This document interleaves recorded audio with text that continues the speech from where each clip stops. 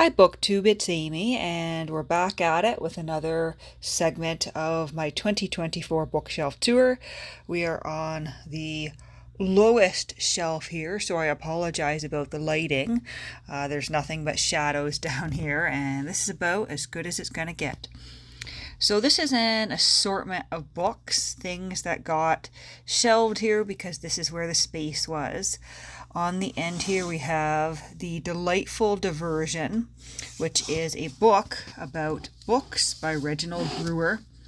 As you can see, somebody at some point set their cup of coffee or something down, and there's some sort of something going on there, but it's isolated to those sections of the book, and it does appear to be signed by the author, if that is indeed the author's signature. And then we have the name of a previous owner there, Bernice Becker. And this is from 1935. So there we go, The Delightful Diversion, The Whys and Wherefores of Book Collecting. And I enjoyed reading through this one this summer. Not anything, earth-shattering for me. He asks the question of why do we collect books, and goes on to talk about how to identify first editions, why you would collect a first edition, modern collectibles, English authors, American authors, collecting private papers, presentation copies.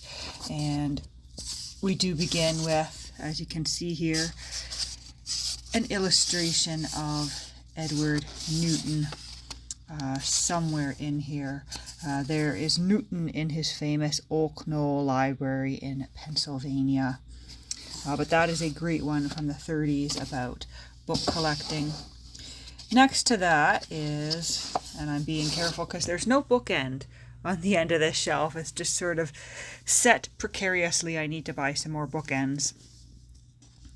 But here is a novel by Egerton Castle.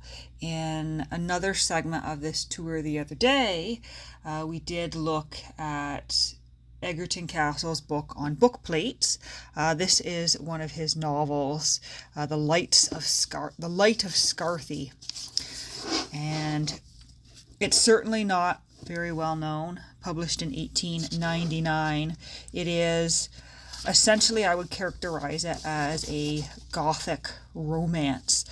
We have a castle on the rocks by the sea, and lost love, and dramatic near-death experiences, and women fainting and succumbing to illnesses, and a man locking him away. Locking himself away on the shore to deal with his lost love. I greatly enjoyed it. It was a lot of good fun. If you can find a copy of it, definitely something I would recommend. Then we have another work of fiction titled Our Hearts Were Young and Gay by Cornelia Otis Skinner and Emily Kimbrough. There's some great illustrations in this one, and it is about two young women, published in 1942, two young women who decide to go to Europe. This is the 1944 edition. They decide to go to Europe, and they are boarding, as I said, great illustrations. They are boarding a steamship to head up the St. Lawrence and out to sea, and they have all sorts of kerfuffles and misunderstandings and dramatic moments. And it certainly was meant to be a work of comedy in its day. I think one of the crowning moments, when someone was evidently doing something here in terms of art, but I think one of the most hilarious moments is when they are looking for a hotel and they accidentally check themselves into what appears to be a brothel for the night, or attempt to anyway. Next to that is another novel from the 40s. This is Mrs. Miniver by Jan Struther. This was made into a film, but it's kind of an episodic work. about a woman in England during the Second World War. As it says here, it was first published in October of 1939, just after the outbreak of the war. And this is the 1942 edition, and it's just small moments in the everyday life of this character named Mrs. Miniver that I think a lot of readers of her day found relatable. Certainly housewives found her relatable. She starts out with, some Christmas stories and then works through an entire calendar year. And I almost think the film is better because it adds more narrative to it, whereas the book itself is really very anecdotal in nature. But moving on, here we have Boswell's London Journal, 1762 to 1763. And as you can see, my bookmark is partway in there.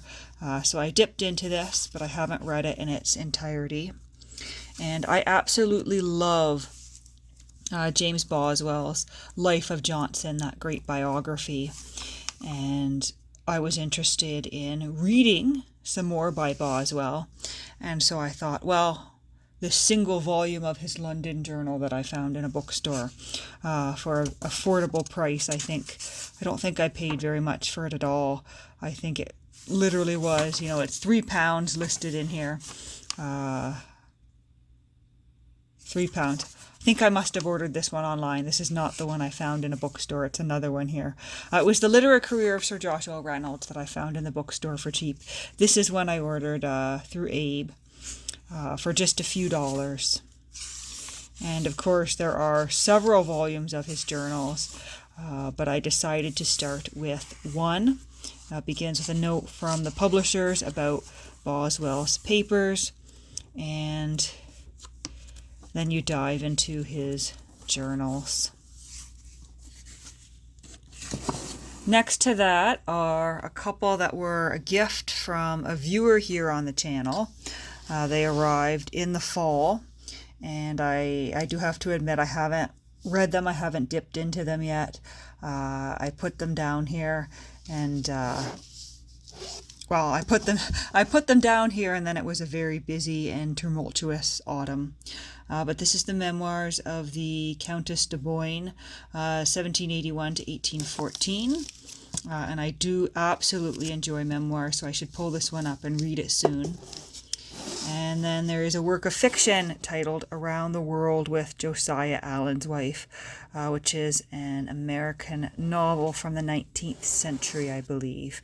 I should open that up and check. Either the 19th or the early 20th. Somewhere around the turn of the century. I know it's got some nice illustrations throughout.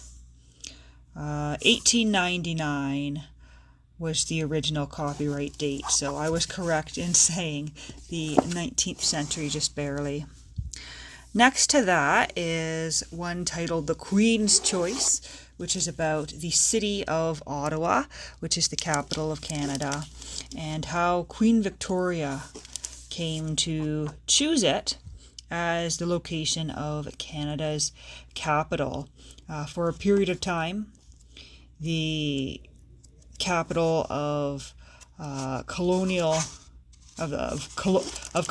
Canada was York, which is now called Toronto. And for a time it was thought that Kingston would be the choice, but Kingston was thought to be too close to the American border, and the War of 1812 was still on the mind.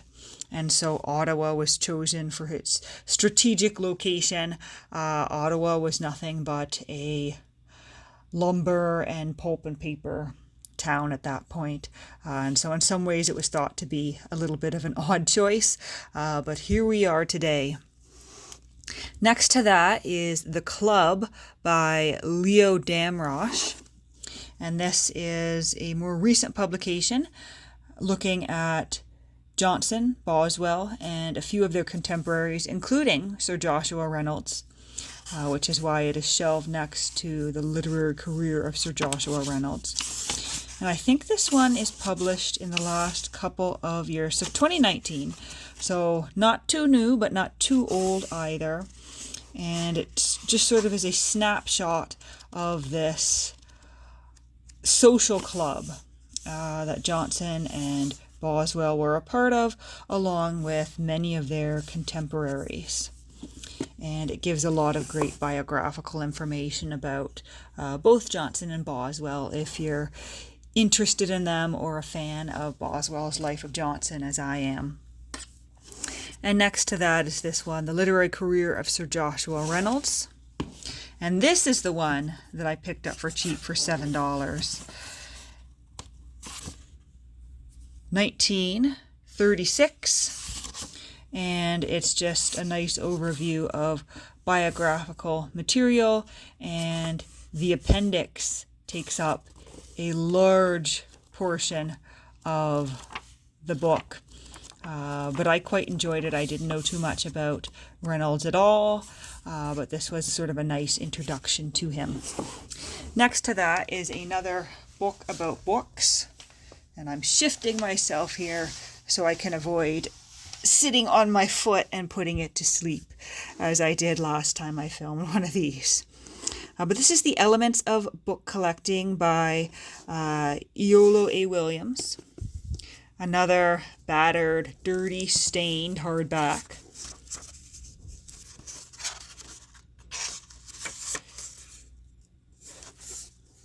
It's probably not picking up on the camera here, but the wind outside is just absolutely whipping things around and rattling the windows. We're in the midst of a pretty dramatic snowstorm out there.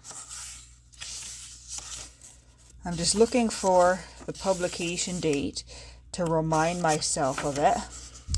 And it's in Roman numerals, which is not going to help me too much. But I'm guessing early 20th century. Once again, a book about books, about the pleasures of book collecting, sizes of books, what makes a book perfect versus imperfect, how to go about describing or talking about a book, how a collector comes to be, and then a few areas of collecting interest. Next to that is this lovely illustrated Dracula by Bram Stoker, and it's got photographs from the Bela Lugosi film from the 1930s. This particular edition was published in 1975. It's not the easiest to read because it is published in columns, but I enjoyed the Bela Lugosi Dracula enough that it's hard to want to part with this for an easier to read edition. And I really liked Dracula. I read it for the first time when I was in high school. I had a spare period, and I would spend my spare periods in the library. Oh goodness, there's a big piece of dust that must have come out from under the bed or something. But I would spend my spare periods in the library just reading things for my own pleasure, not doing homework, just, picking things off the shelf and reading. And over the course of several days, I read Dracula in a paperback copy off a spinner rack. And I remember it was the end of the school year because we had reached a certain part in June where we were no longer allowed to check out any of the books. All the books had to be returned and accounted for. So I couldn't check it out and take it home with me. I had to go to the library each day to finish reading it. And I did, and I greatly enjoyed it. Next to that is a copy of a picture of Dorian Gray by Oscar Wilde. We had to read that in high school English. It was part of the required reading.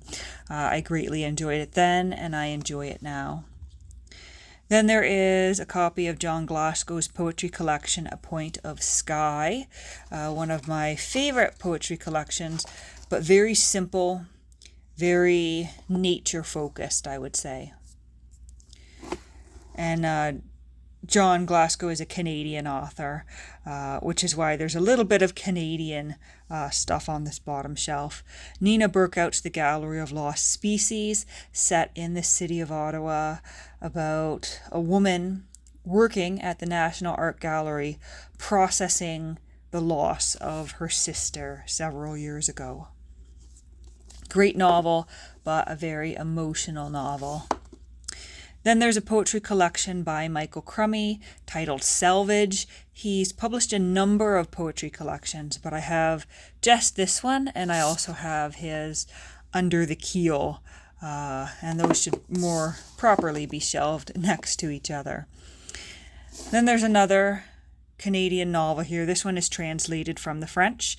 This one's titled Suzanne by Anais Barbeau-Lavalette, and it's a reflection on the life of a woman's mother. She's thinking back on her mother's life and comparing it to her own in some ways.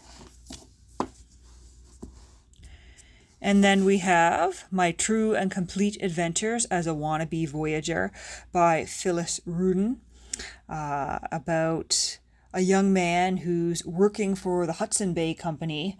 The Bay is a chain of department stores in Canada, but they originated several hundred years ago as one of the early fur trading operations and merchants in Canada.